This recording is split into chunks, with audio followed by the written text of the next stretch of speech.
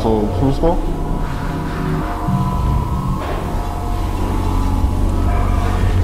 Yeah. It is incredibly cold.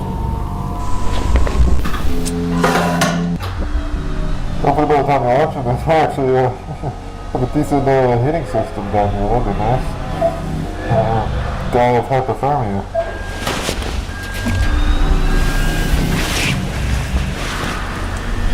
Camera. Put your straps are in the bin right there. Make sure to get the red one, alright? Because the green one reads. 1-4.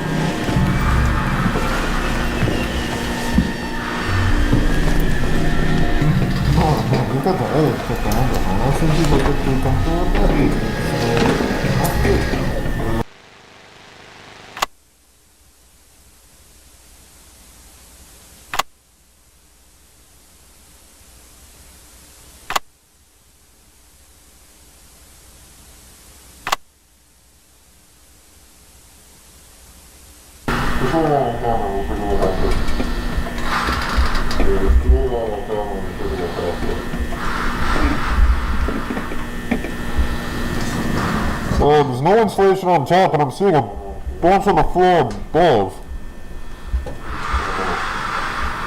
There's ventilation as well.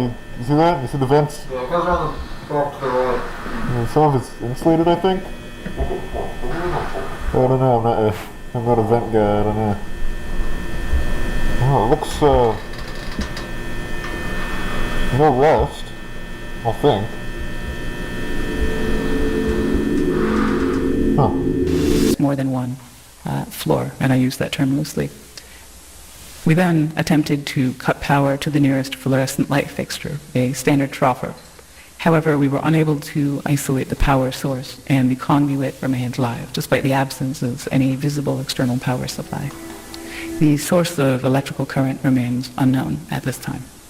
Using an insulated toolkit, we carefully isolated the light fixture from its electrical conduit, extracted the troffer from the ceiling, and transported it back inside, back to standard for analysis. And a 0.5 meter sample of conduit was also taken, with all exposed wiring safely secured afterwards in the ceiling. So the ceiling tile extracted measures 1.27 meters by 1.14 meters, which is certainly not standard, but it's composed primarily of mineral fiber. It seems normal in composition, has a fissured texture with mild tegular edges.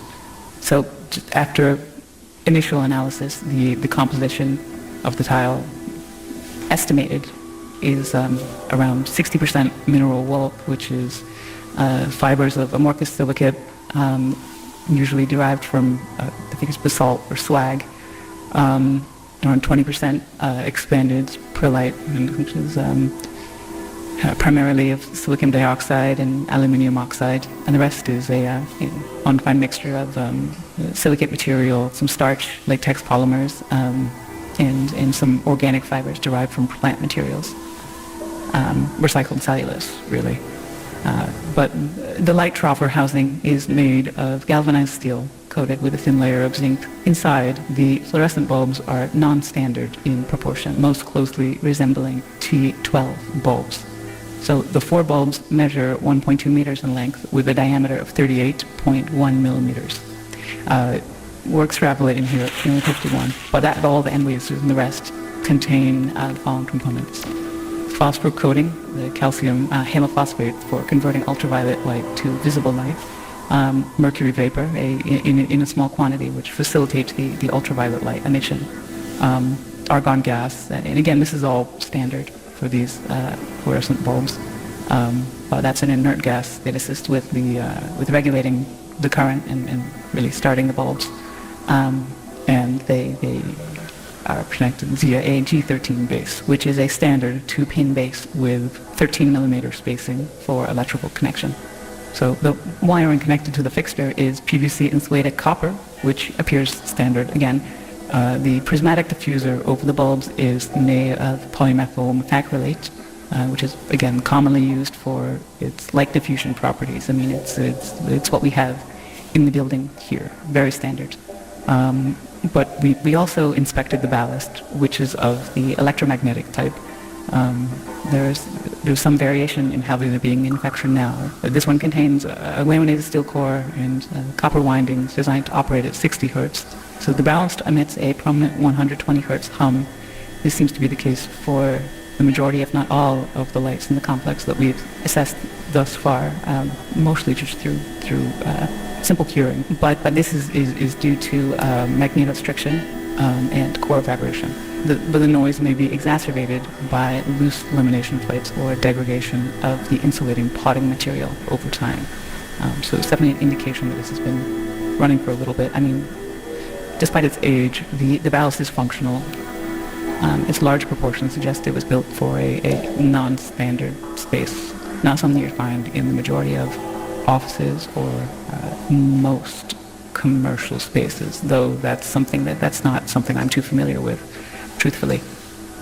Now, we did find, so material compositions all seem expected, or we didn't know what to expect here. They seem, everything we've looked at so far, again, this is rudimentary early testing, but everything seems pretty congruent with what you might expect from one of the troffer lights you could pull out of the ceiling in this building right here.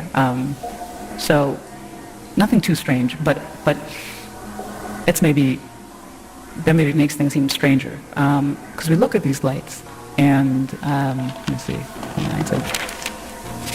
So several labels were marked on various components of the troffer. So on the ballast, we found markings for mark it as a universal ballast, Type A, manufactured in 1975 with serial number A75234X.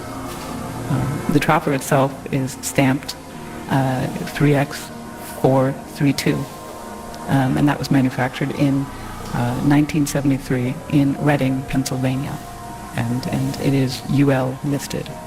And the bulbs were manufactured by Sylvania, and they're marked F40SW, that's soft white, with no visible date information. It's left blank, but it is noted as made in the USA. So, I mean, though outdated in design, the fixture appears fully functional. The stable operation of all light fixtures in the subdivision points to a continuous, potentially autonomous power source, which still remains unidentified. We're doing what we can. The materials used are durable with minimal visible wear, suggesting they were built for long-term, possibly indefinite use. So this concludes the initial findings. Further investigation is necessary to determine the source of